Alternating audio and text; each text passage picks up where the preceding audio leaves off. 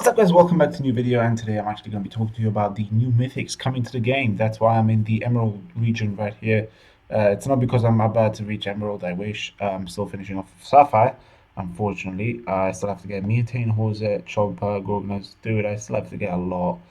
I'm never going to get to this place. These people are adding new mythics, but if you haven't seen the streams in the other days, I will leave both links in the description, both Facebooks and Twitch.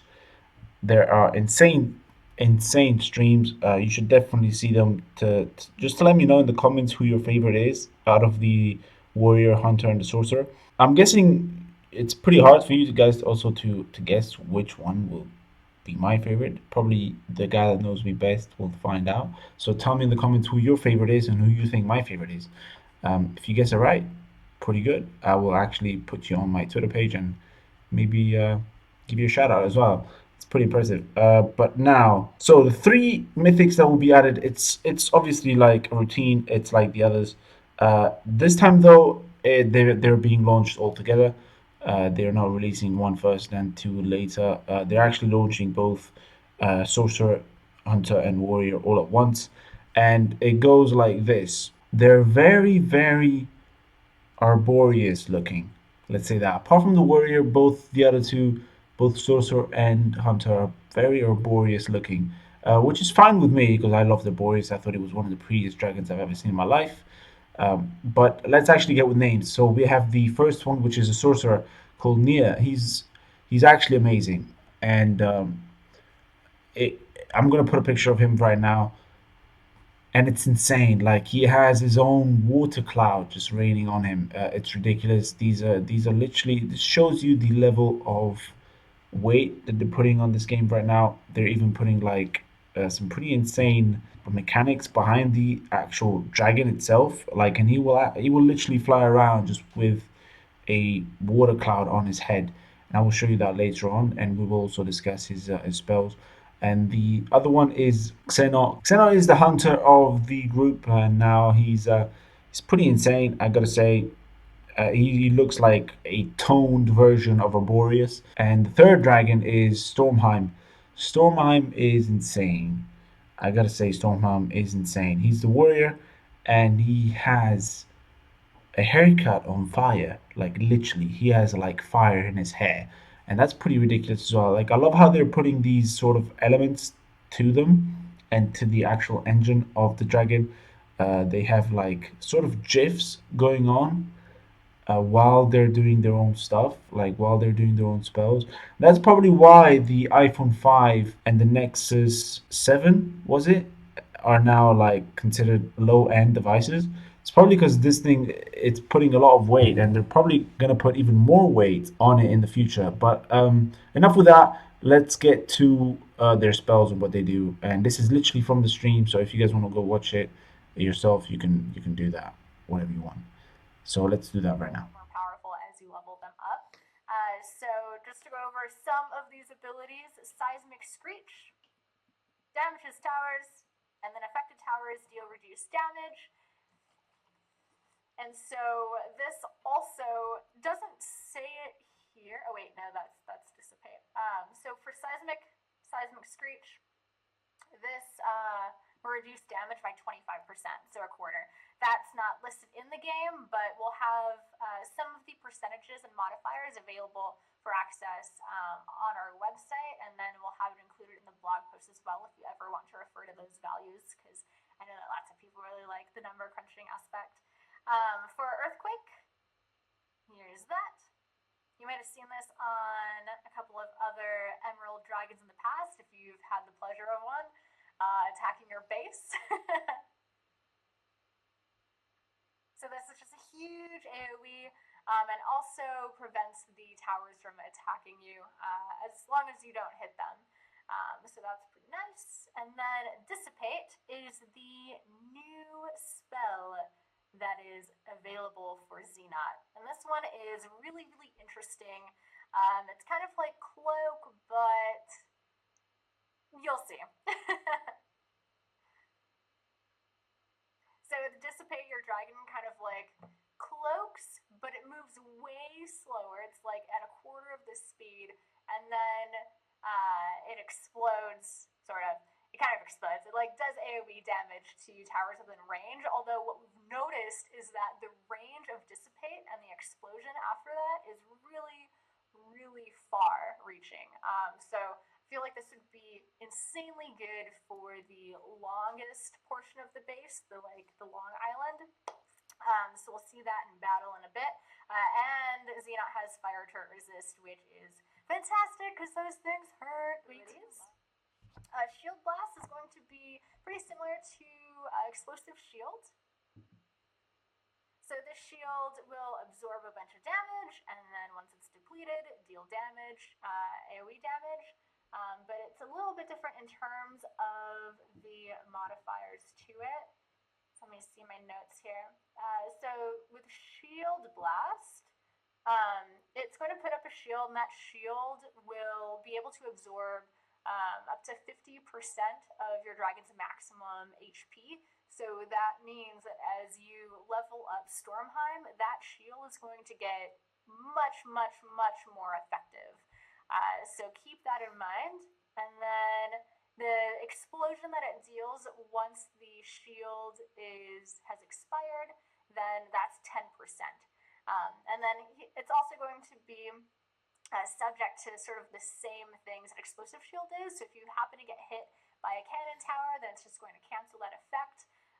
So just keep that in mind as you're trying to figure out what bases to attack with this dragon. Tectonic Tomb is another ability that we've seen in Emerald on some other dragons as well. So you'll see here that it's one of the larger area of effect spells, and it traps towers. And then after it's done, it'll also give you a shield that absorbs damage, because of course, as a hunter dragon, you have to be as beefy as possible. So this will help you prevent your dragon from taking even more damage. And that stun is pretty sweet. And then lastly, other than Ice Turret Resist, which is also a lovely thing to have in your arsenal, Berserk. Berserk is the unique spell for the Mythic Warrior here. And Berserk is pretty tight.